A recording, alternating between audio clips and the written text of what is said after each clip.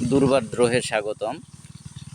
তো রিসেন্টলি একটা ভিডিও নিয়ে অনেক মাতামাতি হচ্ছে, অনেক কথা হচ্ছে, আলোচনা হচ্ছে। ভিডিওটা আমিও পার্সোনালি শেয়ার করেছিলাম আর টিভি অনলাইন মেবি। সেখানে আবু সাঈদের বড় ভাই তার একটা ভিডিও কথোপকথন ছেড়েছে। সেখানে দেখা যাচ্ছে যে আবু সাঈদের বড় ভাই দাবি করতেছে যে সে নাহিদ, হাসনাত, সার্জিস, তারপর প্রধান উপদেষ্টা বা তার পিএ কে কল দিয়েছে।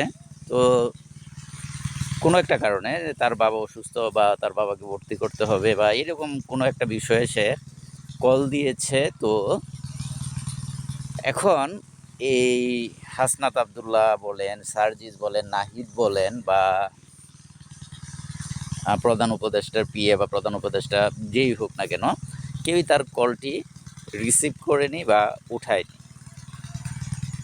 স্বাভাবিক একটা বিষয়। এবং সেটার নিচে আপনার অনেক কমেন্টসে দেখা যাচ্ছে যে তারা বলতেছে, দেখছেন ভাই কত ভালো বা ভাইয়েরা কত ভালো, তারা কোনো ধরনের যে আনইথিক্যাল যে সুযোগ সুবিধা দেওয়া কাউকে সেটা দিচ্ছে না। তারপরে উপদেষ্টার পিয়ের কি এগুলো দায়িত্ব বা উপদেষ্টার কি এগুলো দায়িত্ব বা ভাইদের কি এগুলো দায়িত্ব যে কেউ একটা কিছু চাইলেও তাকে সেইটাই দিয়ে দিতে হবে। আরও অনেক কি অনেক অনেক ধরনের মন্তব্য হচ্ছে। তো আমাদের প্রশ্নটা আসলে এইটাই আসলে যে ভিডিওটা শেয়ারদের যে মূল উদ্দেশ্য বা যারা ভিডিওটা করছে আমি তাদের উদ্দেশ্য জানি না, বাট আমার যে মূল উদ্দেশ্য ছিল যে এই যে আপনার সুযোগ সুবিধাগুলা দিচ্ছে বা নিচ্ছে, কারা নিচ্ছে, কেন দিচ্ছে। তো এখন এখানে অনেকেই বলতেছে যে এটা জুলাই অভ্যুত্থানের স্পিরিট না, স্পিড বা আপনার কি বলে উদ্যম, সাহসিকতা বা যে আপনার ইন্সপায়ার্ড হওয়ার যে বিষয়গুলো আছে সেই বিষয়গুলো নাকি আরও উদ্দীপনার সহিত তারা পালন করতেছে। এবং এটাই নাকি জুলাই অভ্যুত্থান শিখাইতেছে তাদেরকে যে কাউকে অন্যায় বা অন্যায্য যে সুযোগ সুবিধা সেই সুযোগ সুবিধাগুলো আসলে তারা দিচ্ছে না। তো আমরাও তো এটাই চেয়েছি, আমরাও এটাই চাই, এটাই চেয়েছি যে অন্যায্য সুবিধা যাতে কেউ না পায়। সেই জন্যই তো আন্দোলনটা। তো আন্দোলনটা তো আসলে সরকার বিরোধী ছিল না, পরবর্তীতে এটা সরকার বিরুদ্ধে আন্দোলন হয়েছে। এখন আবার এমনও শোনা যাচ্ছে তাদের মুখ দিয়েই, যেমন আপনি যদি একটা ভিডিও দেখেন যে ওই যে কি এইটা আসিফ মাহমুদ বা যেটাই হোক, এর ভিডিওতে এ নাকি সশস্ত্র বিদ্রোহের জন্য নাকি প্ল্যান করে ফেলছিল। তো এখন যে ভয়ানক যে কথাগুলো বের হচ্ছে যে তখন আওয়ামী ওই স্বৈরাচার সরকার যেগুলো দাবি করছিল এগুলো অনেকটাই দেখা যাচ্ছে যে এখন সত্য হয়ে যাচ্ছে। তো যাই হোক, ভিডিওর বিষয় যেহেতু ওইটা না, ওই বিষয়ে এখন যাব না। কিন্তু কথা হচ্ছে গিয়ে এই যে আপনার হাসনাত আবদুল্লাহ বা নাহিদ বা সার্জিস বা প্রধান উপদেষ্টার পিএ বলেন বা এই বৈষম্য বিরোধী আন্দোলনের সাথে যে নেতারা ছিল তাদের কয়জনের নাম্বার আপনার কাছে আছে, কয়জনের মোবাইল নাম্বার বা ফোন নাম্বার আপনার কাছে আছে, প্রধান উপদেষ্টার পিএর নাম্বার কয়জনের কাছে আছে? সাধারণ জনগণ, আমি আবার বলি সাধারণ জনগণ বা আমাদের মতো সাধারণ পাবলিক কয়জনের কাছে হাসনাত আবদুল্লাহ, নাহিদ, সার্জিস, প্রধান উপদেষ্টার পিএ সবার নাম্বার একত্রে আছে? তো ব্যক্তিগত বন্ধু বা ব্যক্তিগত কারণ ছাড়া এদের সকলের নাম্বার কারো প্রয়োজন নাই, আমার প্রয়োজন নাই বা কারো প্রয়োজন আছে বলে আমার মনে হয় না। তো যে ব্যক্তির কাছে এদের সবার নাম্বার রয়েছে, এই নাম্বারগুলো সে কীভাবে কালেক্ট করছে?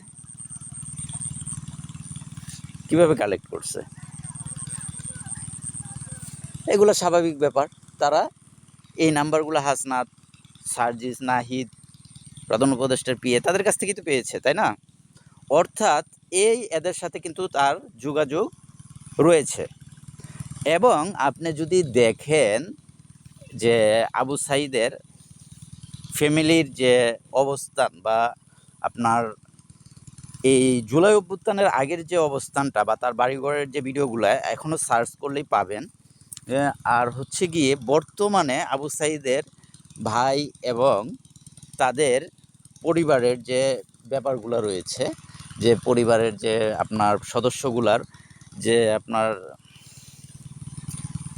চাকরি বাকরি বলেন, সামাজিক অবস্থা বলেন, বাড়িঘরের যে পজিশন বা বাড়িঘরের যে আপনার ডেভেলপ করে সেই পজিশনগুলোর দিকে যদি আপনি খেয়াল করেন বা লক্ষ্য করেন, তাহলে একটু মিলাবেন যে জুলাই অভ্যুত্থানের আগে তাদের অবস্থান কী ছিল আর এখন তাদের অবস্থানটা কোথায় এসে দাঁড়িয়েছে।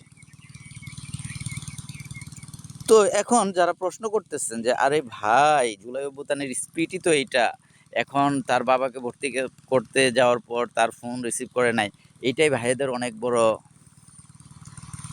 কাজ হয়ে গেছে, অনেক বড় ধরনের তারা করছে। আচ্ছা, যদি তারা এটা অনেক বড় ধরনের করে থাকে, তাহলে আবু সাঈদের পরিবারের ফ্যামিলি সদস্য তার 2 ভাই, আমি যতটুকু জানি যে এখন বর্তমানে চাকরি করে, হয়তো বসুন্ধরা গ্রুপ বা অন্য কোনো গ্রুপের, আমি জানি না। বসুন্ধরা গ্রুপের চাকরিটা হয়তো তারা রিজেক্ট করছিল মেবি, এখন সেখানেই জব করতেছে কিনা তাও আমি জানি না। তবে তার যে পোশাক আশাক দেখলাম এবং সে যেখানে দাঁড়িয়ে কথা বলতেছে, তো সেটা দেখে মনে হলো যে খুব ভালো পজিশনে রয়েছে সে। তো তাদের শিক্ষাগত যোগ্যতা, এবং আপনি জানলে অবাক হবেন যে আমি যতটুকু জানি যে এই যে মনে করলেন যে তার পরিবারের বোন যারা রয়েছে এবং তাদের যে বাচ্চা কাচ্চা রয়েছে, এদের চাকরির ব্যবস্থার জন্য নাকি একটা প্রচেষ্টা চালানো হয়েছে। এখন কথা হচ্ছে যে এই অভ্যুত্থানে যারা শহীদ হয়েছে তাদের প্রত্যেকের চাকরির ব্যবস্থা, যারা শহীদ হয়েছে তাদের প্রত্যেকের পরিবারের কোনো সদস্যের চাকরির ব্যবস্থা করা, অথবা আপনার কিছুদিন আগে কোঠা 5% কোঠা, যেটা মুক্তিযোদ্ধা বা কোঠা যেটা ছিল সেখানে, মানে ওই কোঠাটা তো বাদ করেই নাই, বরঞ্চ এখানে জুলাই শহীদদের নাকি ইনক্লুড করতে হবে, ইনক্লুড করে একটা প্রজ্ঞাপন জারি করলো। এবং যখন মানুষের মনে প্রশ্ন জাগলো যে কোঠা বিরোধী আন্দোলন ছিল, যে আন্দোলনের মাধ্যমে এত বড় বিপ্লব হয়ে গেল, সেই কোঠায় আবার জুলাই শহীদের পরিবারবর্গ বা তার নাতি নাতনিদেরকে আবার ঢোকানো হচ্ছে কেন? এই যখন আপনার অবস্থা, তখন কিন্তু এই প্রজ্ঞাপনটা আবার বাতিল করছে। কেন করছে? কারণ জনগণ বুঝে ফেলবে না যে এটা আসলে কোঠা বিরোধী আন্দোলন ছিল কি ছিল না, বা আমরা যারা কোঠা বিরোধী আন্দোলনে ছিলাম আমরা আসলে কিভাবে প্রতারিত হয়েছি। হ্যাঁ, আর যাই হোক, ওইদিকে না যাই। তো কোঠা বিরোধী আন্দোলন হলে পরে এরকম আবার প্রজ্ঞাপন কারা জারি করে? আচ্ছা বলেন তো আপনি। নার্জিস, না জার্জিস, তারপর হচ্ছে যে নাহিদ, তারপর আপনার এই যে হাসনাত আবদুল্লাহ, তারপরে এই আসিফ মাহমুদ, মাহফুজ আলম, 2টা সরকারের উপদেষ্টা আছে, ঠিক আছে, মানে এই অন্তর্বর্তী সরকারের উপদেষ্টা, তাদেরকে না জানিয়ে এই ধরনের কোঠা ব্যবস্থা কি আপনার প্রজ্ঞাপনে চলে আসছে? ধরলাম নাহিদ জানে না, ধরলাম সার্জিস জানে না, ধরেই নিলাম। আমরা তো আপনার এখন ফিডার খাই, তো আমরা ধরেই নিতে পারি এটা, যেহেতু আমরা ফিডার খাই, যে একটা প্রজ্ঞাপন জারি হয়েছে যেটা আবার কোঠাকে এস্টাবলাইজড করতেছে, এবং সেখানে জুলাই শহীদদের কোঠা থাকবে। আর সেটা নাহিদ, সার্জিস, তারপর আপনার হাসনাত আবদুল্লাহ জানেই না, ওকে জানলো না। কিন্তু আপনার যে সরকার পরিষদে রয়েছে যারা, এই আসিফ মাহমুদ, তারপরে আপনার মাহফুজ আলম, এরাও জানে না। আচ্ছা ঠিক আছে, ওরাও জানে না। তো আসেন বিষয়টা যেটা নিয়ে কথা বলতেছি সেখানে আসি, ওইটা নিয়ে আর পরবর্তীতে আবার আলোচনা করা যাবে। তো এখন আপনার আবু সাঈদের পরিবারের যে কমেন্টগুলো আসতেছে বা যে কমেন্টগুলো আসছে, আমরাও তো চাই এই কমেন্টগুলোই আসুক, তাই না? এইটাই তো স্বাভাবিক ব্যাপার, যে জুলাই অভ্যুত্থানের যে স্পিড ছিল সেই স্পিড অনুযায়ী তারা কোনো ধরনের কি নেয়নি, সুযোগ সুবিধা নেয়নি। কিন্তু কি দেখলেন আপনি? তারা অলরেডি চাকরি বাকরি সবাই পাইছে। শুধুমাত্র আমি কিন্তু একটা ফ্যামিলির কথা বলতেছি। এখানে প্রতিটা জুলাই অভ্যুত্থানের যে শহীদের যারা যে যেভাবে পারছে কিন্তু নিচ্ছে, সুযোগ সুবিধা নিচ্ছে এবং দেওয়া হচ্ছে। আবার লিস্ট করেও নাকি দেওয়া হবে এবং বিভিন্নভাবে দেওয়া হচ্ছে। ঠিক আছে? তো যে অভ্যুত্থান তো এই কারণেই করা হয়েছিল। অভ্যুত্থানে শহীদ তো এই কারণেই হওয়া হয়েছিল। আমরাও তো অভ্যুত্থানে গিয়েছিলাম, কিন্তু আমাদের কেন জানি মন চায় না গিয়ে একটু সুযোগ সুবিধা নিতে। কিন্তু আমাদের মন যে কোনো সময় চাইতে পারে ভাই। ঠিক আছে? আমাদের যে চাবে না তা না, চাইতে পারে। তো আমি এটাকে খারাপ জিনিস বলতেছি না। এটা খুবই, খুবই ভালো জিনিস। ঠিক আছে? আমাদের কখন মন চায় তাও তো আমরা জানি না। তা মনের উপর ডিপেন্ড করতেছে আসলে। তো যাই হোক, এখন কথা হচ্ছে যে এই আবু সাঈদের যে ভাই বা তার ফ্যামিলি যত ধরনের সুযোগ সুবিধা আছে, সকল ধরনের সুযোগ সুবিধা তাদেরকে দিচ্ছে। কারা দিচ্ছে? এখন বলতে পারেন কোনো কোম্পানি দিছে, কোনো ধরনেরই দিচ্ছে, সরকারি সুযোগ সুবিধা নেয় নাই ভাই, যা দেখেন। ঠিক আছে, তো যারা তর্কের খাতিরে আসবেন পরবর্তীতে এগুলো ফাঁস করা হবে। এই যে পরিবেশের মধ্যে রয়েছি, এই পরিবেশের মধ্যে আসলে ভিডিও করার কোনো উদ্দেশ্যই ছিল না। তো ভিডিও করার উদ্দেশ্যটা এই কারণেই যে এই যে আবুলগুলা আপনার কমেন্ট করতেছে যে দেখেন ভাই, আবু সাইদ হোক আর যেই হোক, আবু সাইদের ভাই হোক আর যেই হোক, তাকে আমার ভাইয়েরা কোনো সুযোগ সুবিধা দেয় নাই। তো আপনার ভাইয়েরা সুযোগ সুবিধা না দিলে তারা চাকরি পাইছে কিভাবে? তার বোনের বাচ্চাদের চাকরির ব্যবস্থা করা হয়েছে কিভাবে? কারা করছে? শুধু কোম্পানিগুলো করছে? বসুন্ধরার মতো কোম্পানি করছে? বসুন্ধরা কোম্পানিতে রিকোয়েস্ট করা লাগছে, বা তারা একটু বিভিন্ন কোম্পানিগুলো তো চাইবেই, আপনার বিভিন্ন কোম্পানিগুলো আপনার এই ধরনের ইনসিডেন্টে সুযোগ নেওয়ার চেষ্টা করবে। তারা বিভিন্ন ধরনের আপনার চাকরি অফার করতেই পারে, যে জনগণের যেহেতু মোটিভটা ওই দিকে থাকে, ওই মুহূর্তে একটা ফ্রি মার্কেটিং হয়ে যায়। এখন আপনার এইটা বুঝতে হবে যে একটা কোম্পানি তো আপনার শুধুমাত্র তার ভাই, তারপর তার পুরা ফ্যামিলির দায়িত্ব নিয়ে নেয় নাই, সব কি মনে করলেন যে তার বোনের বাচ্চাদের দায়িত্ব নিয়ে নেয় নাই, বা ধরেন আপনার জেনুইনলি তাদের, আপনি জানি না কি শিক্ষাগত যোগ্যতা বলেন আর বিভিন্ন যোগ্যতার কথা বলেন, আপনি একটু মিলাই আপনি নিজে গিয়ে একটু দেখবেন তাদের যে যোগ্যতাটুকু কতটুকু আছে, এবং সেই অনুযায়ী তারা কোন ধরনের জব পাবে। সরকারি জবগুলো পাওয়ার কথা তাদের কখনোই না। এখন এরা বলতেছে যে দেখেন, এরা সকল ধরনের সুযোগ সুবিধা নিচ্ছে, তাদেরকে সকল ধরনের সুযোগ সুবিধা দেওয়া হয়েছে, তারপরও তারা বলতেছে যে কোনো ধরনের সুযোগ সুবিধা নেওয়া হয় না, এখন নাকি কল ধরে না। এবং সেইটাকে সোশ্যাল মিডিয়াগুলোর মধ্যে দেখেন কিভাবে হাইলাইট করে তাদের ভাইদেরকে বড় করা হচ্ছে। যারা সকল ধরনের সুযোগ সুবিধা দিচ্ছে, যারা সকল ধরনের সুযোগ সুবিধা এদেরকে দিয়ে এই জায়গায় নিয়ে আসছে এবং অন্যদেরকেও এই ধরনের সুযোগ সুবিধা দিচ্ছে, আউটসোর্সিংয়ের নামের যে বিষয়টা সামনে আসছে, কি হাস্যকর কথাবার্তা। আপনি দেখেন আউটসোর্সিং বলতে কী বুঝে?